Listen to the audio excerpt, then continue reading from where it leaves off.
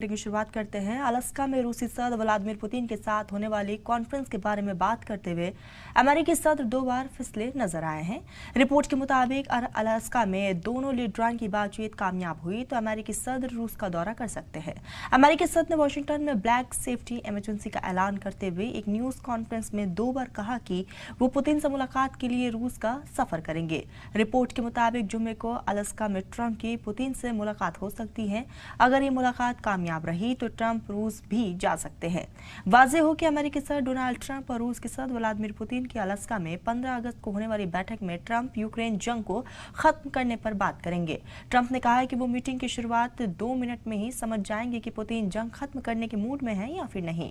Putin ने मुलाकात के बाद जेलेंस्की से भी बात करेंगे। ट्रंप ने बताया कि पुतिन के साथ बैठक के बाद वो यूक्रेन के सदर व्लादिमीर जेलेंस्की के साथ भी बातचीत करेंगे। उन्होंने इम्कान जाहिर किया है कि अगली बैठक या तो जेलेंस्की के साथ होगी या फिर पुतिन जेलेंस्की दोनों के साथ हो सकती है।